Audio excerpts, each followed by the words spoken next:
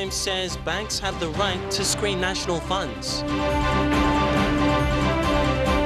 Opposition MPs question the government's gas power agreement. And police discuss national security for major events. This is National MTV News with Tokana Hasavi. A very good evening to you and welcome to Friday's news. As always, it's great to have your company. Chairman of Investigation Task Force Sweep, Sam Quoim, has broken his silence on the involvement of banks in potentially corrupt financial transactions by politicians. Quoim, who has successfully avoided media controversy in recent months, responded to questions raised by politicians on the floor of Parliament yesterday regarding delays in the clearing of discretionary funds at the banks. Member for Nuku, Joseph Sungi, questioned if the government could intervene in cutting down the lengthy process of clearing district funding at the banks because he said it was slowing down development in the districts. Following the Prime Minister's arrest warrant saga, Chairman of the Investigation Task Force Sweep, Sam Quoim, avoided making public media statements. Now he has made a statement and it's directed to our commercial banks and their roles in what he says is the last line of defense against the corrupt mismanagement of public funds. This reaction from the ITFS chairman is in response to statements made by MPs in Parliament yesterday. Nuku MP Joseph Sungi had asked if the government could intervene and speed up the process of the bank's clearance of district and provincial development funds. Bank ikat system long all check him can all kata all process long clear him all check. So BSB come up with some provincial administration na supply and transport na come up with some all Ombudsman Commission. Ombudsman Commission na kata yet. Now Mr. Speaker, Misa also you talk because you had the experience in yet. Now you me okata. Now I am speaking on behalf of our hard-working district administration staff and our public servants who are struggling, and the contractors who are struggling to deliver service and develop this country. And yet we are, Mr. Speaker, being delayed by this process in the bank. Quoim says Mr. Sungi is not alone in raising this complaint, and many of his colleagues did come out publicly on the same issue earlier. But whilst Quoim identifies with the delays, he also had this to say. He says whilst the politicians enjoy scapegoating the banks for the delays, they should question themselves why their transactions are subjected to such scrutiny. He asks if the procurement process is free of political patronage and corruption, and says if there's no integrity in the procurement process, every ensuing transaction is tainted and hence questionable. Quoim explains that the Proceeds of Crime Act demands that banks are to conduct due diligence on financial transactions. He says the Act established a final safety net to prevent fraudulent transactions, that it places an onerous duty on the financial institutions to ensure that they are not engaging, whether directly or indirectly, in transactions where they know or ought reasonably to know to be proceeds of a crime. This duty, Quoim says, extends to maintain an anti-money laundering division and routinely submitting suspicious transactions reports to the PNG Financial Intelligence Unit. And according to Quoim, financial institutions routinely have to make judgment calls, balancing profitability with anti-money laundering and anti-corruption. In Quoim's opinion, it costs money to put in place prevention systems, and if one is inclined, there is big money to be made out of turning a blind eye. Neville Choi, National MTV News. The government has no intention of adjusting the Vagrancy Act. Prime Minister Peter ONeill highlighted this when responding to a question on squatter settlements in towns and in cities. The Prime Minister told Parliament that movement of citizens should not be restricted. He said government is embarking on land and housing projects that will address the issue of unplanned settlements. My questions are... The issue of squatter settlements was brought up in Parliament by member for Rabaul, Dr. Helen Marat. The member of the opposition questioned the government on its plans to address the increasing number of squatter settlements in urban centres. He questioned whether the government will adjust a Supreme Court judgment on the Vagrancy Act and if there were to be any changes to Section 52 of the Constitution. Prime Minister Peter ONeill informed Parliament that this government is addressing this issue in one of its government policies. The things that this government is pursuing today, Mr. Speaker, I want to assure you is trying to have planned settlements. And as we know, we are doing a very big major pilot project. The Prime Minister pointed out the fact that people move to towns and cities in search of better living. He said settlements can be built on land that is properly surveyed and has clear land titles with access to water and electricity. Many of the illegal settlers throughout many cities and towns throughout the country, we know that they are moving into these towns and cities for a reason. That is in seeking of a better living for their families and themselves. Constitution provides we cannot stop movement of people throughout the country wherever they want to go, but it must be the settlements must take place in the settlement areas where they are legally entitled to settle. He informed Parliament that a large-scale project is planned by the government to make affordable land and housing available for ownership. The planned settlement program will be piloted in Port Moresby, Lae and Mount Hagen. Michelle Amber, National MTV News. The government is expected to respond to the Hanobada petition by Monday next week. A petition was presented to Prime Minister Peter ONeill last week following the death of 2 villagers from Hanobada village in the nation's capital. The government was given a time frame of 2 weeks to respond to the petition. The 2 were allegedly shot by police at Hanobada earlier this month. Moresby South MP Michael Malabag during grievance debate called for Parliament to strongly condemn police brutality. He urged authorities to fast-track the investigation and bring those responsible to face the law. The Health Minister encouraged peaceful negotiations between the government and relatives of the 2 deceased. Opposition leader Don Pollier has questioned the recent MOA signed between the state and ExxonMobil for the supply of gas for power generation. Mr. Pollier described the deal as the government's knee-jerk reactions in addressing the chronic power problems in Port Moresby and Lae. He also queried the commercial arrangements involved in the gas power generation deal. It's absolutely not acceptable. A well-versed opposition leader, Pollier was convinced that the recent gas deal for power supply was a knee-jerk reaction and wanted the Prime Minister to explain. Mr. Pollier also queried what formula will be used to sell the gas, as it was a commercial arrangement. Will be built, and of course that 50 megawatts plus the 25 will make it 75, which is more than what Port Moresby City requires. Mr. Speaker, the capacity that Port Moresby City requires at present is about 120 megawatts. We are barely meeting it, Mr. Speaker. We are barely meeting it. So the 75 megawatts will really and truly meet the demands of Port Moresby City. And Mr. Speaker, we have also, through the arrangement, because we are producing gas appetites, and we can now, for the first time, supply gas to the people of Ella Province.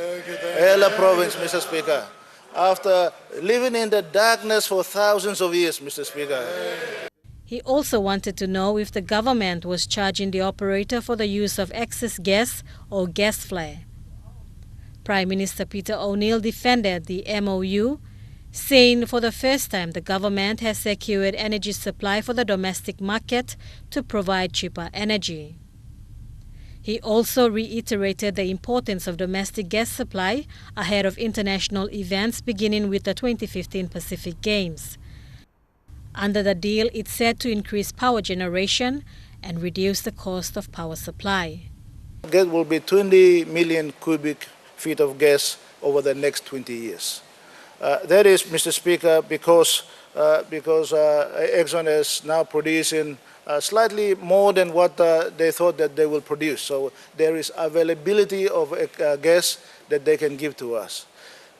In the recent MOA signed between the state and ExxonMobil, the PNG LNG project will deliver up to 25 megawatts of power to Port Moresby in a bid to address the constant power problems in the city. Bridget Comatap, National MTV News. Well, power was out for an hour during grievance debate in Parliament this morning, which forced the Leader of Government's Business and Taripori MP, James Marape, to adjourn Parliament to May 26. Along the corridors of Parliament, there were concerns raised by staff that there was no money to buy fuel for the standby generator, and some staff were not paid their salaries. This did not go down well with the members of the opposition, who called for a news conference to address the issues. The conference was held outside Parliament House simply because it was dark inside. But in a parliament like this, there should be a standby generator, always fueled, have money available to this most important house, the decision-making body of Papua New Guinea, to have decisions made and policy matters debated. But like today, if there is a 1 hour blackout and there's no money to fuel the gensets in the parliament, well, the question is, what more important does the ONeill government see as the most important that the money should be provided for? I, as one of the members of parliament that comes into parliament, I'm very sad to see staff of parliament. They haven't got paid. Today, as we stand, it's Friday. All staff of parliament only not getting paid. True. And it's very sad that people come here, gaman tok lo economy in a country na giving power lo na spending mamas million, a billion, picking 5 million kina DSIP check na. We haven't paid the bills in parliament. And today the generator went out, couldn't start up when the blackout kicks in. It clearly shows that the funding of National Parliament is money. So we were supposed to ask a question on the floor today to the Treasurer to ask him whether what happened to the fundings of Parliament. Have they been paying up or not? But the actions speaks for itself today. So. And among stories coming up after the break, heads of police discuss national security and king tides flood a village school. Stay with us for the details.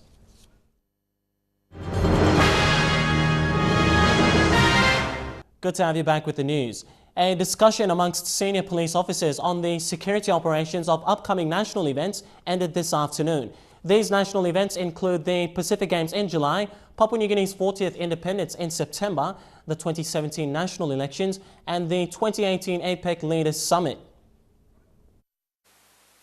With all these national events scheduled to occur just years apart, the national government is now placing enormous pressure on the police force to not only plan security operations but perform their duties as government representatives. In today's meeting, Deputy Police Commissioner Jim Andrews spoke of the responsibility police officers are tasked to carry out during these national events. Beginning with the July Games, Andrews said despite joint operations with PNG Defence Force and Correctional Service officers, police will be spearheading the whole operations. We are 4 months away for the major events to come in. So we have worked very hard, and we have up to the level that we can able to run the Pacific Games. He said the security operations for the Pacific Games alone received 56 million kina. From the money, 26 million was used to purchase communication items, including other capital purchases. 30 million is yet to be given by the national government, and additional manpower will be provided by the Australian Federal Police for the operation. That 30 million will be extended to mainly the operations part of it. Actually running the operations of the game, the police security operations. Andrews said planning for the 2018 APEC Summit has already begun. The discussions involved views from all provincial police commanders, including NCD and lay metropolitan superintendents and other senior officers from both the administration and operational wings of the constabulary. Taklagunga, National MTV News. On a related note, the Royal Papua New Guinea Constabulary has important measures and priority areas to target with their 2015 budget. Deputy Police Commissioner Administration Awan Sete said this today at the Commissioners' Conference in Port Moresby. He said they will target these key priority areas to achieve their modernisation program. The modernization program started in 2014 and aims to reinstall public confidence in the police and to give a facelift to our PNGC. The first of 3 key priority areas of this modernization program is to change the name of Bomana College to Center of Excellence, recruit, train and increase manpower from the current 5,000 police officers to 10,000 in 2017, and to improve infrastructure development of the deteriorating police houses, rundown barracks and police stations. So we have a work plan which we will run through with the budget so that you have your work plan and your budget aligned together to achieve what we want to achieve. Part of the modernization program is the footbit system. Under this system, students passing out from Bomana College are placed in police stations in NCD and Ley for 18 months to be able to be considered constables. While training, they undergo a 12-month competency acquisition program. They have to complete 12 units till they get the required knowledge and skills. So those are the initiatives that we will be discussing today. And also other divisional commanders will be given a chance to, say what they can say, and it will be give and take in the operations discussions. Meanwhile, the infrastructure development program started in NCD, Ley and Mount Hagen and will carry on to other key provinces based on the infrastructural needs. Basinata Yama, National MTV News. The people of Komamagarema are in mourning. They have been since their MP, Francis Potape, was sentenced. A rally was held today at the Halabi district office to express their sorrow. They feel their MP should be released and they have demanded Potape be given clemency as he has repaid the 300,000 kina. Potape's bail application was rejected by the Supreme Court last month. The people will be contributing towards his legal fees to pursue his case for release. While the tuition fee-free policy has increased school enrollments and relieved parents' burden, some questions whether it be sustainable has arisen. Chairman for PNG Rehabilitation Centre, Brown Kapi, says the policy set by government was ill-prepared. This has caused mass enrolments and lack of capacity in classrooms. Kapi says the tuition fee-free policy sees more enrollment of students and there's no quality education as there is still lack of facilities and teacher-to-student ratio is high. He says it is not a long-term plan and PNG is not prepared for it as it encouraged parents to become lazy. Parents normally raise pigs, they go to the garden and they plan for years to send kids to school and they work hard. And if you went to these places again right now, especially in the remote societies of PNG, you'll find that parents no longer are working hard as they used to. You find them in marketplaces playing dart, playing snooker, and selling betel nuts and other things because they know that the burden has been relieved from them. So therefore it has actually focused this hard-working mentality. Brown Kapi is a person with special need. Despite his needs, he was resilient that he is a citizen and has the right to talk about national issues. He says the tuition fee-free policy has constraints in education. More high school dropouts, not enough employment for university graduates, increase of unemployed youths, which affect to social problems. To actually sustain and maintain and deliver quality education may not be there. It's not be there because it's a ad hoc policy that has never been planned for. So we've never built a capacity to meet the needs. So that is also putting a strain on the quality of education in this country. Kapi urged for the policy to be reviewed and a proper structure to be put in place to assist disadvantaged children. Vasinata Yama, National MTV News. The Mende School of Nursing reopened after 7 years of closure due to tribal fights in the area. The college is now seeing an increase in enrollments, but the principal says if authorities can step in, all issues will be addressed. The principal called on the Southern Highlands provincial government and local members to assist since the college is the only tertiary institution in the province. Today saw 40 students graduate with a diploma in nursing. Guest speaker, Professor John Vince from UPNG School of Health and Science, encouraged the graduates to serve with an open heart. Paranada Primary School in the Central Province is now underwater due to the swelling king tide. Flowing seawater is depositing rubbish waste like plastic bags, logs and muds into lower-built classroom and the surroundings. Since Tuesday, classes have been cancelled and students sent home. Early this morning, this is what the school looked like. Remains of deposited wood debris, plastics and puddles scrape up in the surroundings. This morning at 10:40, the king tide surged once again while the students were in classes. flooding water associated with remains of wood debris, plastics and mud deposited in lower built classrooms and surroundings. It's not like ordinary high tides that we have. It really went up to touch the classrooms. It went even inside the classroom and went as far as touching the desktops, and the children couldn't sit down to learn. It takes less than a minute for the classrooms to be overflowed with water. The tide circled its way through the gaps in the western end of the school fence, carrying with it all the debris. Located close to the sea in this lowland area, king tide is not a new phenomenon for them over the years. Now, we have been given a scope of work that the school was going to have a fence, backfill, and all the posts that were rusted, the classrooms that are affected by the tide were supposed to be changed.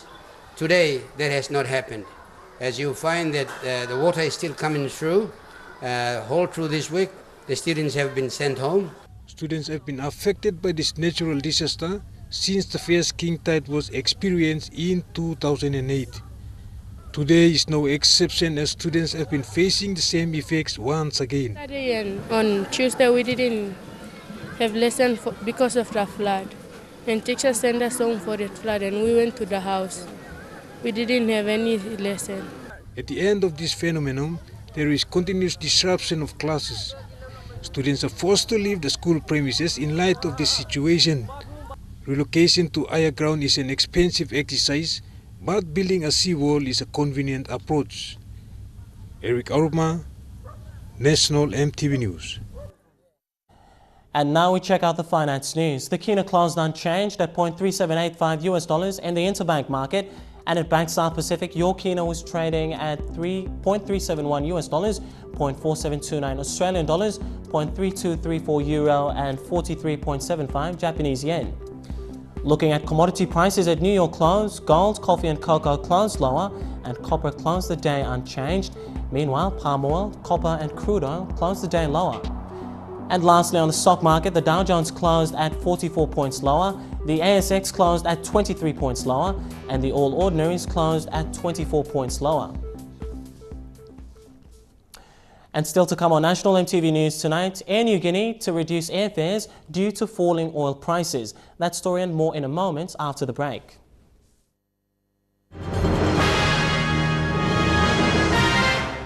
Thanks for your company and welcome back to National MTV News. Air New Guinea CEO Simon Fu says despite the global drop in aviation fuel prices, the levels in Papua New Guinea are still high compared to other countries. Fu says the continuous drop in fuel prices has created a fuel surcharge, and Air New Guinea will be reducing airfares for both domestic and international flights. He said up to 500 kina will be reduced from international flights, depending on the routes, and at least 100 kina for domestic flights. This will be the second time Air New Guinea is reducing its airfares. Lae's 10 city residents say the suburbs planned module should be used in other parts of the country. The area was planned after Papua New Guineans were displaced during the Bumbu River floods in 1983. But today, amidst Lae's high costs of rental, more people are moving out to settle in Tent City. Jolly Wangi, a senior resident and community leader who has lived in the area since 1983, says it was well planned, making it safe to live. Lae's expensive housing rentals continue to drive Papua New Guineans into settlements. It's the same story in every other major towns and cities around the country. In Lae, people are moving into areas on the city's outskirts like Tent City. Okay. Settlement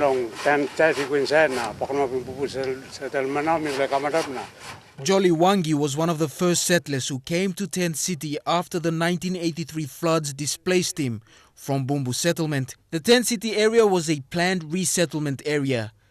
Today, disputes are easily solved and troublemakers are handed over to police. Yes, like our committee or leaders all this stuff. This afternoon, a group of youths within the community, made up of 17 families, helped Wangi's family extend their home. So by looking at view inside long the 15 second, by looking all second and minapi more get area inside lo Tent City. The area has become similar to a village, where family units play a viable part in developing the whole community. Planned settlements like Tent City have worked. go out the road or night, me plaki no go back round, go to store, go to market or when it's something pela make him feel free. Residents here have now been able to build homes to rent to middle-income earning Papua New Guineans. Yesterday, in a media conference in Port Moresby, Lands and Physical Planning Minister Benny Allen and National Planning Minister Charles Abel announced the ultimate plan to fix the housing and land problems. And once we identify undeveloped UDLs, we will forfeit them and then make them available for housing projects. To make it available to us to feed into this program. For residents in Tent City, they say their community should be a model taken seriously by the government. Bethany Harriman, National MTV News, Lae. A book and film voicing concerns about violence against women and girls in Papua New Guinea was jointly launched yesterday by a wife of Prime Minister Linda Babao and Australian High Commissioner to PNG, Deborah Stokes. The book, titled Powerful Voices and Film, Harimi, took 3 years to complete and contained stories of 49 women in 10 communities from Western Highlands and West Sepik. They were produced by NGO Family Health International 360 with financial support of $2.5 million from the Australian government. The publication and release of the film is part of the Community Lukautim Olmeri initiative, which over 200,000 people in both provinces participated in the awareness campaigns. Another $2.5 million will be provided by the Australian government to continue the awareness in the country. And National MTV News continues with True Kai Sports, all the action after these short messages.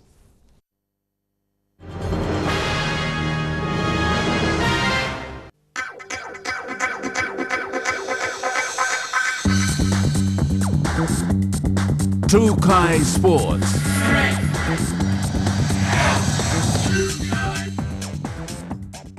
Welcome to True Kai Sports. Lae City dwellers are hoping for better results in their coming games as the Telecom National Soccer League enters Round 5 this weekend. Dwellers captain Raymond Gunemba says his new boys are now becoming familiar with the competition levels and withstanding game pressures. After a win over Madang FC last weekend, they will be meeting Besta FC in Lae tomorrow afternoon. The Lae City dwellers started off their first game of the season on a high note. They scored their opening 2 goals within the first 5 minutes of the game, but minor finishing errors ended their game in a 2-all draw with FC Port Moresby. In the second game, they lost to Ekari United 3-0. The goals were all scored in the first half. It's a bonus for us to learn from them. I think as we go, we will get better, and hopefully it would be a different game in the second round. After a bye in the third round, they recouped and managed a 1-0 victory over Madang FC last Saturday. For captain Raymond Gunemba, he says his young side are looking at putting on an improved performance this weekend. First 2 games, all boys still just have was the beginning the one and planting but now we like gaining confidence the league, so performance all boys today me really pleased with them. The way was keeping pressure. This weekend, the city dwellers will be taking on Besta FC. Besta has a good track record, defeating Oro 4-1 in the opening game and a 2-1 loss to Ekari in round 2. The development team, despite losing some of the senior players this season, will be looking at putting a fighting performance. Besta program and part long PNG development program, so usadi kam na go I'm graduate na go we still got no plus stock coming, so me no rely on players only go. City dwellers will need to work on the defense and finishing plays in order to keep Besta out of the 16-yard box. Much of the focus will be on fitness, which has been affecting the finishing attacks in previous weeks. We look big improvement the league, but we still need to work up on some league when I'm doing that. Meanwhile, in Madang FC will be meeting Oro FC in what is expected to be a thriller in round 5.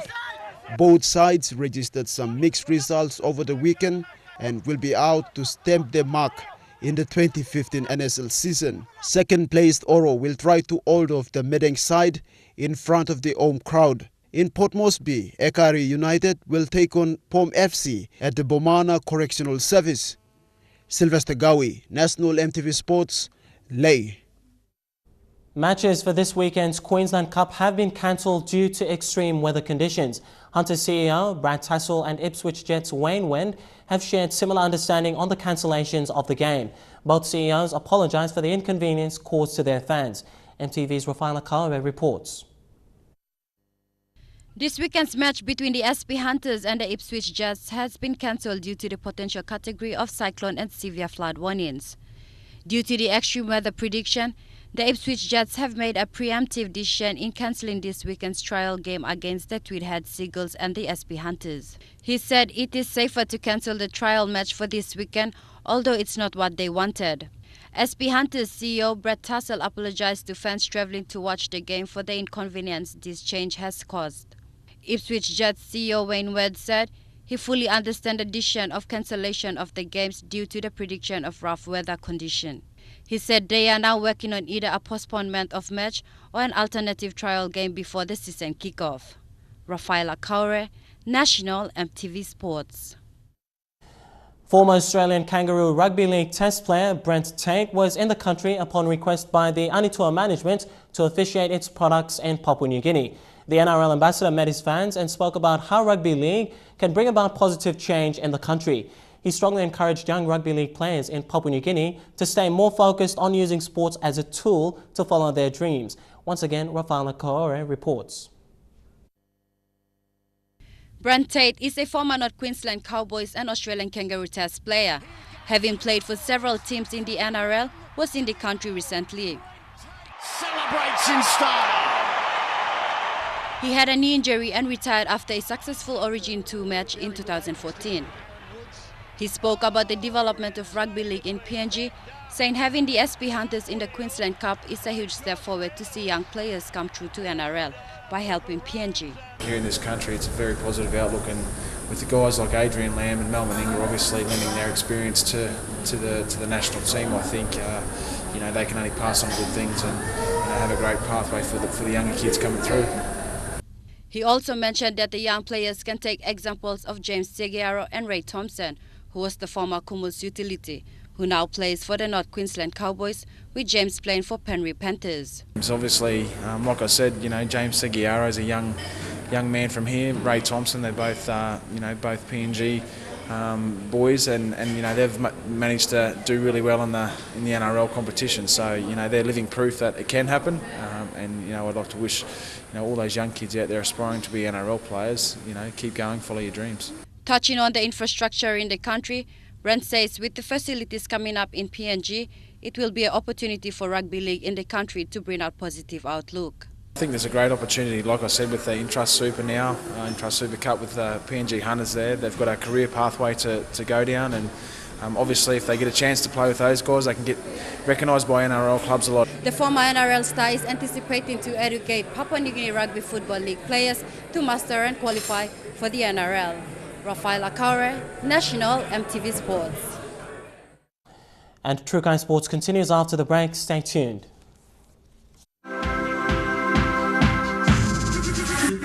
True Kai Sports. Good to have you back with True Kai Sports. After the recent national boxing trials in Goroka last month, Team PNG Boxing has set their sights on the Pacific Games in July. The team features new boxers who are to make their representative debuts at the Port Moresby Games. They also have the services of Tom Boga and Jonathan Kema included in the team, who have international tournaments experience. Team PNG boxers are setting their sights on raking in medals at the Pacific Games in July. John Avira, president of the PNG Boxing Federation, said the team have progressed well over the last 4 months and are now preparing to attend a month-long training camp on the Gold Coast, Australia. We have been preparing for the last 4 months, and we position ourselves in intensifying our training towards the July Games, and we're gradually building up to be peak before we go to the Games.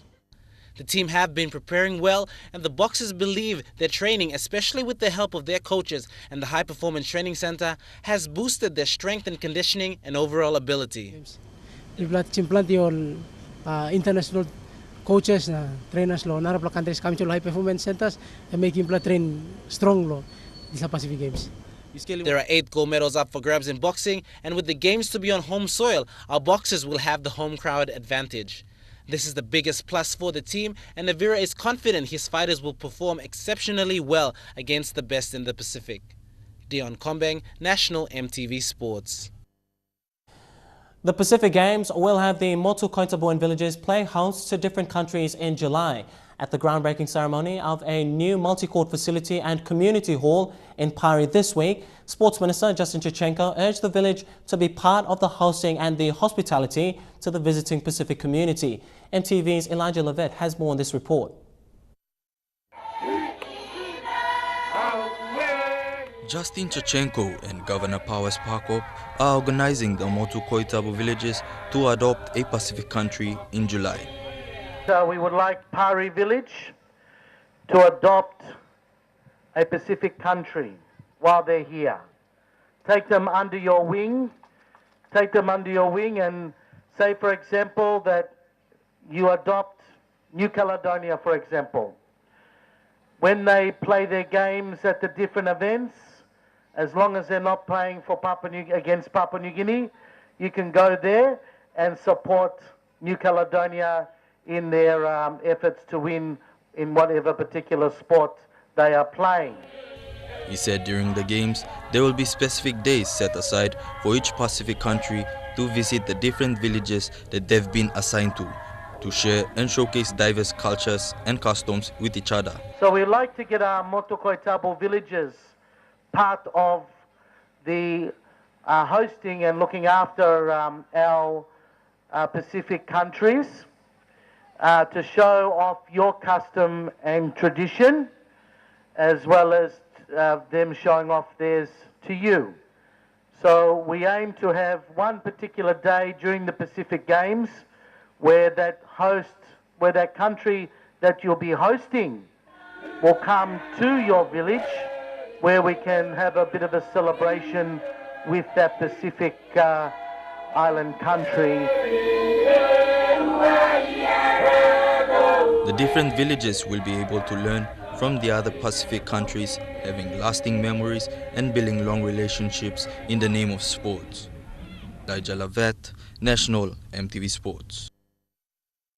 The BSB School Cricket program is aiming for another ambitious year after it was awarded the Best Overall Development Program in the ICC Regional Awards for the 4th consecutive year.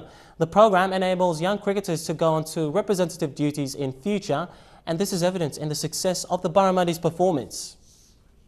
Launched today at the June Valley Primary School in Port Moresby, excited children flocked to take part, clearly excited. Since its inception, the program has worked in changing the mindset of its young participants, all of whom are school-aged children. Cricket PNG's Game Development Manager, Gayan Loku, when announcing the targets they hope to achieve, said Cricket PNG will continue to strive to be the leading junior sports development program in Papua New Guinea. Well, the last couple of years we've reached over 150,000 kids all around the country. This year we're going to continue to hit that target of 150,000 boys and girls around the country through the BSB School Cricket program. We're not exceeding our targets too much because we're concentrating on quality over quantity. Former PNG captain Roro Dikana said the program has also had 6 members graduate to the current under-19 Garamuts, the junior national team, a fact which he is proud of. About 6 of the current under-19 players that have been involved in the BSB School Cricket program, and which make this program a very successful one. As we can see, you can actually graduate into international ranks if you keep on doing the basics right. That's where it starts from, doing the basics right at the school cricket program level. Other awards the program has also won have included the Best Junior Initiative for both the East Asia Pacific region, winning the same for the Global Awards. So we've identified some areas in the program through a report that we've done, thanks to University of Queensland, that we've ironed out, and we're trying to improve it for not only benefit of Cricket PNG, for all boys and girls in the country. So we're revamping the program a touch. The program also encourages children and communities to lead active, healthy lifestyles and instills values such as respect and teamwork. Jeremy Moggy, National MTV Sports. And that report wraps up our True Kai Sports segment tonight. Coming up next, we'll have the weather details. Stay with us. True Kai Sports.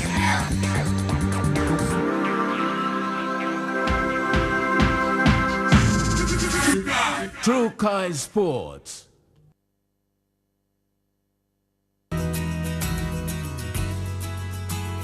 Looking at the weather forecast for the next 24 hours in southern region, Port Moresby to look forward to cloudy periods with possible evening showers, fine weather expected in Daru, showers plus rain expected in Popondetta. In Momase, Lae and Medang to look forward to evening showers, while Vanimore and Wewak, brief evening showers, then early morning showers expected. In the New Guinea Islands, Lorengau to look forward to late evening showers, few showers expected in Buka, and Kimbe and Kokopo to look forward to brief evening showers. And in the Highlands region, all centres, evening showers, then morning fog.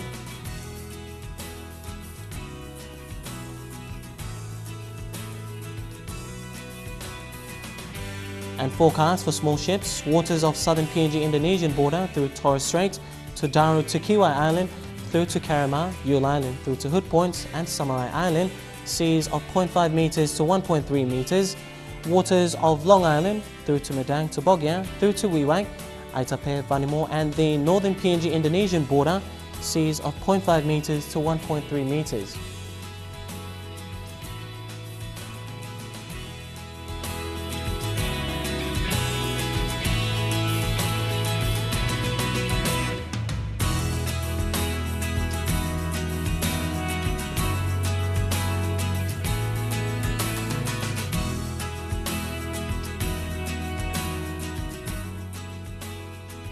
Looking at ocean forecasts for PNG areas, coral seas, seas slight to moderate with southwest to northwest winds at 10 to 20 knots. At Solomon Sea, seas slight with southeast to northeast winds at 10 to 15 knots.